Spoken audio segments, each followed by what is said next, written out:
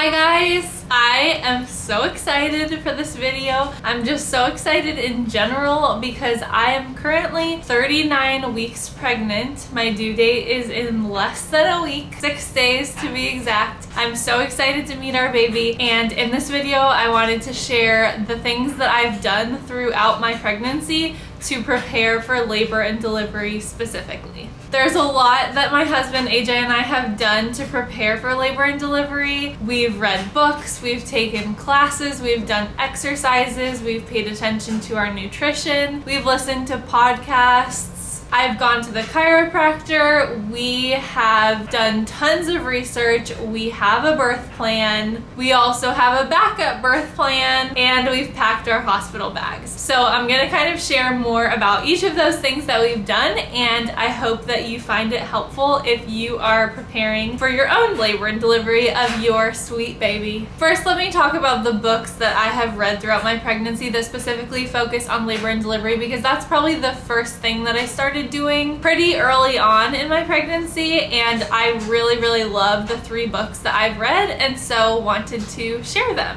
Everything that I talk about in this video, I will link it in the description box below, from the classes we took to things that I'm eating to the books and everything, so you can find all the links, details down below. So the very first book that I started reading early in my pregnancy, as soon as I announced, a friend gifted this book to me. I'm so grateful because I probably wouldn't have bought it myself, but I have loved it and I have learned so much from it. That is this book, Mama Natural. I've always had it in mind that I wanted to have as natural labor and delivery experience as possible in some ways. So for example, we are going to be giving birth in a hospital, but I want to plan for a vaginal birth and for an unmedicated birth. So everything that I did throughout my pregnancy and everything that I am sharing is aiming for that type of birth. The Mama Natural book is so great because it's a week by week guide. So every single week they're talking about like what's going on in your body, what's going to be going on at your doctor's appointments, what are some things you should be eating this week, what should you know about the development of your baby, when to get a prenatal massage, when to start drinking certain types of teas, everything you need to know about certain tests that you're going to be taking at the doctor's office or that are going to be offered to you. You have more details here so you can decide if that's something that you want to do or not want to do. Are there other alternatives that you can do instead? Things like that. So I really liked that book. Another book, the second book I started reading, was this one. It's called Natural Childbirth the Bradley Way. When I first started thinking about and talking about wanting to do a natural unmedicated birth, the Bradley method was what came up more than anything else. And there was quite a few other classes and techniques and things like that that I heard of, but Bradley was what I heard over and over again about what would be a really good starting point. So I ordered this book. The book is really good and it's really helpful. We took a Bradley class, so I focused more of my attention on the class material, the workbook, the videos, things like that, than the book, but I would recommend the book if you're looking for something to read. And then the last book is one that I got for Christmas. I requested for Christmas because I really wanted to read it. It's called Made for This. This is a Catholic mom's guide to birth, so it is faith-based. It's so beautiful. It just talks about how our female bodies were created for this. They were created for birth, and it's the most natural and beautiful experience that we can have, and how good it is. And it's just a really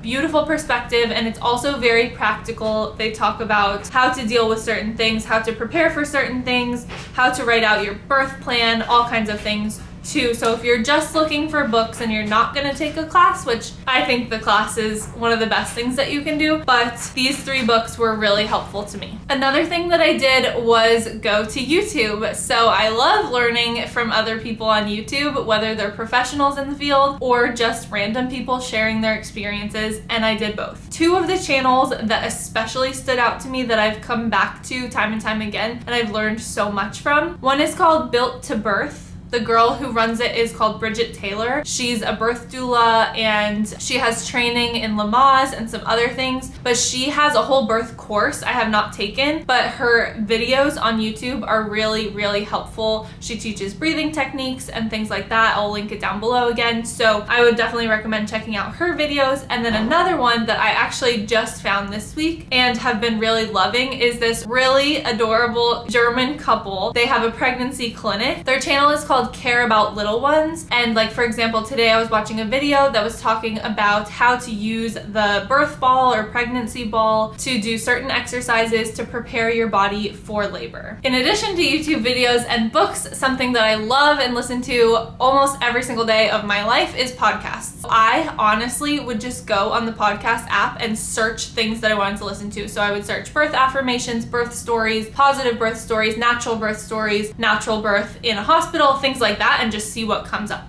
So I don't have specific recommendations. There was one affirmations podcast that I really liked. I'll try to link that down below. Those things were just so helpful because a lot of times in the world, when we hear about people talking about birth or we see it on TV or in movies, it's portrayed as like this really scary, unnatural thing that like hurts you and it's terrifying and it's the worst thing you're ever gonna go through and that kind of thing. And it's not true, and it's not the majority of people's experiences, but often what we hear is the horror stories. So I really wanted to fill my mind with positive birth stories. So I love listening to other women's birth stories and their experiences, because the more that I hear positive birth stories, does not mean that it was perfect, does not mean that it all went according to plan, but it overall was a positive experience and they're able to share like, this was really hard, this is what I learned, this was really good, I was really glad I prepared in this way, etc. I learned so much from hearing those stories of real women who have done this. Like, imagine every single person on the face of the planet was born. So their moms gave birth, and I want to hear about those stories because they're so incredible. And then the affirmations was the second part. So on the podcast, I would just look up birth affirmations, Christian birth affirmations, Catholic birth affirmations, and just be filling your mind with like, you were made for this, your body is good, your body can do this, God is with you, things like that. That's so encouraging to hear, because without that mindset, I naturally imagine labor and I naturally imagine myself like, I can't do this. This is crazy. This is horrible. This is so much pain. That's where your mind goes, is trying to protect itself when it's in pain or experiencing something new and you don't know what to expect. It can be scary and overwhelming. And so filling your mind with those birth affirmations can be really helpful and bring so much peace. I started seeing a chiropractor at my 20th week of pregnancy because that was when I first started getting lower back pain, and a lot of people were recommending chiropractic services. Specifically a chiropractor that is certified in Webster. Webster certification is specifically for pregnant women for prenatal chiropractic services. So I looked up who was certified in Webster in my area, and I started seeing this woman from my 20th week of pregnancy. I've gone once a week my entire second half of my pregnancy, and I truly, with all of my heart, believe that going to see her regularly throughout my pregnancy is the reason why I feel so good. I'm 39 weeks pregnant. I have so much energy. I don't have pain. I sleep extremely well. I have had such a positive experience. I have just felt so good the entire pregnancy from that time on. That at that first sign of lower back pain, I was like, oh no, I'm not going to be able to do this, because it would be so painful. I would stand up or I would move my leg and I would feel stuck, or like it would just hurt so much to take one step. And I was like, I can't do this for another 20 more weeks. Are you crazy? So I started seeing her and I felt immediate relief from lower back pain, upper back pain, and pelvic pain. Those are the three things that I've really experienced that I've noticed. Every time I have them, go to the chiropractor that week, goes away or gets significantly better. I also read a lot of research that shows that going to see a chiropractor throughout your pregnancy leads to better birth outcomes. So that was another reason, not only because of the immediate relief that I would get from going to see her,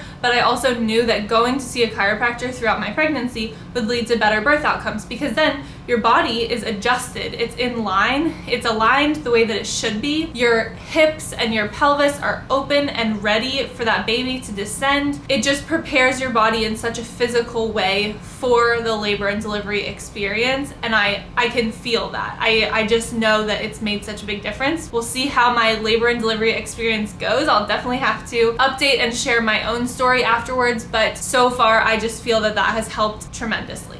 The next thing I did, I mentioned that my husband and I took a birth class. So we took a Bradley Method birth class, and this was the best thing that we could have done with our pregnancy time to prepare for labor and delivery. And it's also my #1 recommendation to anyone, especially Bradley, for those who are planning for and hoping for and desiring a natural unmedicated birth. Essentially, the Bradley Method trains the husband or the partner or a friend, whoever's going to be that support system, but especially it's focused on the husband, to be the birth coach, to be the one who's going to be there throughout the experience and who's going to be coaching the mom, helping her stay motivated, helping her stay encouraged, providing massages and all kinds of other helpful things that are necessary to provide pain relief naturally when the woman chooses not to get an epidural or other pain medications. One of the benefits that has come out of the pandemic is that everything has become virtual. So while before we might have been limited to working with a Bradley teacher that's here locally in Miami, we chose to work with a teacher that's all the way out in California because she came highly recommended. So her name was Gabrielle Men. I will link her bio to the site down below,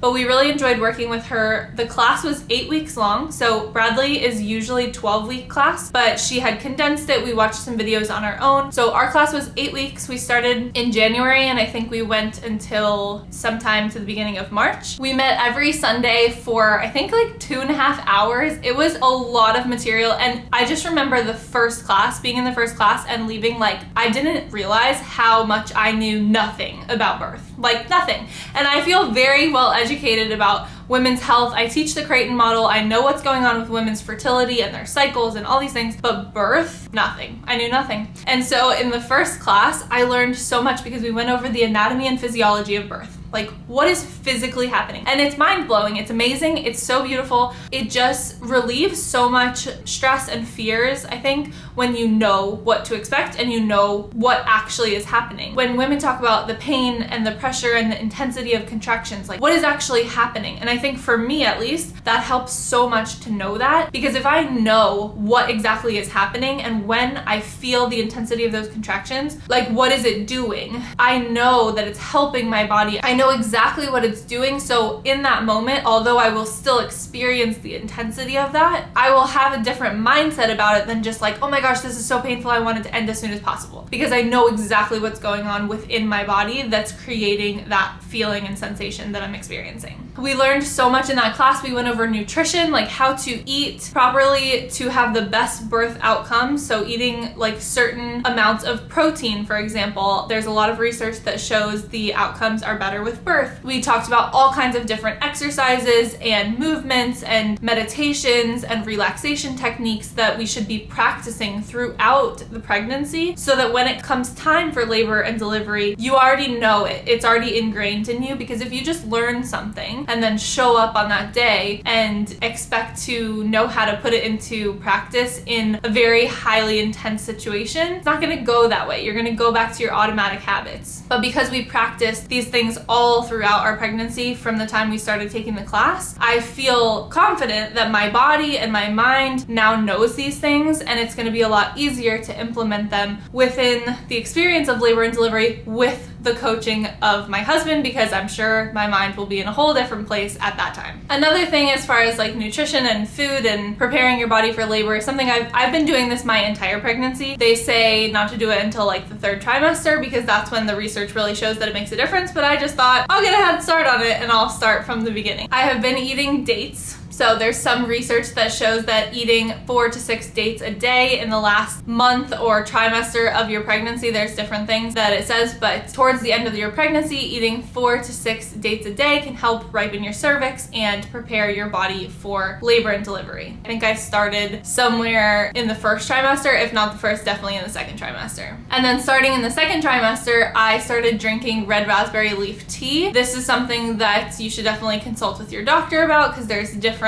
things out there about what it says and when it's safe and who it's safe for. Don't just listen to me, talk to your doctor or your midwife about it. But I've been drinking red raspberry leaf tea from the 2nd trimester. I was drinking 1 cup a day, and then now that I'm at the end of my pregnancy, I'm drinking 3 cups a day. This is something that strengthens the muscles in your uterus and helps prepare your body for labor and delivery. The next thing that we did to prepare for our labor and delivery, and this was part of the Bradley method, but it's just like its own separate thing, is preparing our our birth plan. The Bradley class helped us to learn about every single thing that was going to be going on for me, all the procedures that they do with the mother and the baby at the hospital, and helped us write out our birth plan of what do we want ideally and how can we communicate that with our doctors and the nurses that are on staff when we actually go in for the day of delivery, so that we can have as close to our ideal birth experience as possible. So this is my Bradley Method workbook. I printed out all the pages and put it into this binder, and in the front of it we have our birth plan and we have multiple copies of it. Our doctor already has a copy, I've already gone over it with her, and then we have multiple copies for the nurses and the doctor, whoever is on call and on staff the day that we actually go into the hospital to deliver our baby. I'm definitely not going to go over the whole thing. That could be an entire other video, and if you guys are interested in hearing about our birth plan, maybe in hindsight, like what our birth plan was and then how it ended up going and working out for us, let me know in the comments below if that's something that you are interested in hearing about. But something I specifically wanted to point out is about the environment, is preparing, like intentionally knowing what type of environment we want for when the time comes for labor and delivery. So one thing about the environment is that we prefer dim lighting, and there's a lot of reasons for that, but especially it has to do with the hormones that release in the woman's body during labor. They more naturally are released at night because there's less light. That's why a lot of women go into labor more often during the night, or they'll have stronger contractions at night and then maybe they let up during the day and then they come back stronger in the evening again. So we're gonna make sure when we're in the hospital room that the lights are dimmed or off, especially when there's nobody in there with us, that we have the blinds closed, things like that, so we can allow those hormones to flow naturally through my body through setting the environment up in a certain way. It's also just a lot more calming to have the lights darker, dimmer than harsh fluorescent lights that is not calming at all. Another thing for the environment is music and what you're listening to. I'm not someone who's super into music in the sense that, like, I don't have a birth playlist. I don't really have favorite artists or favorite songs or anything like that, but I do know what music feels most calming to me or what sounds feel most calming to me. And something that I really like listening to is like spa music or like some kind of instrumental music or Gregorian chant, which is religious music. A lot of times it's in Latin, it's chanting, it's very peaceful and very calming, and it just puts me in a whole different headspace than listening to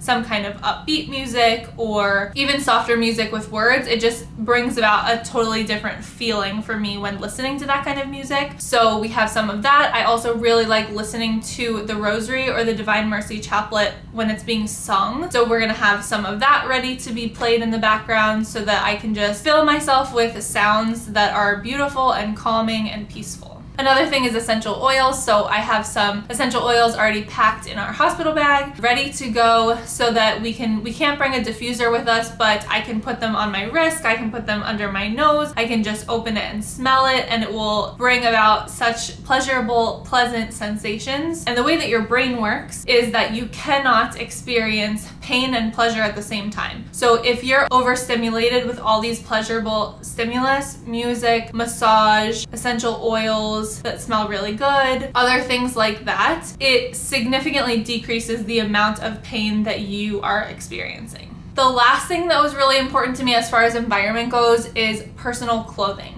Because my plan was to birth in a hospital, most women are wearing a hospital gown. And to me, that just felt like I'm a sick patient and I need to wear a hospital gown. And that's everyone's personal preference, but I just felt like I don't want to feel like I'm a sick patient. Like, I'm perfectly healthy, my baby is perfectly healthy. I'm going there because it feels safe to us to be there, to have the resources in case of an emergency, to be working with our doctor who's at this hospital. But I really didn't want to be wearing a hospital gown. And I kind of at first thought, well, if you're in a hospital, you just have to wear a hospital gown, because I don't know, it's probably something you have to do if you're there. But that's not true. You don't have to wear a hospital gown, and you can wear personal clothing. So actually, I am wearing right now what I'm going to be wearing when I go in for labor and delivery, because I wanted to show it to you guys. It's a company called My Labor Gown. I found them on Instagram, and they're just so incredible. I'm really grateful they wanted to work with me for this video, and so they are sponsoring this video, but I was so excited when I saw this labor gown and I was like, that's what I want to wear during my labor and delivery experience, because it's going to help the overall feel of how I go into it, my mindset, and whether I feel like there's something wrong and I'm here in the hospital because there's an issue versus like I'm here to bring my baby into the world.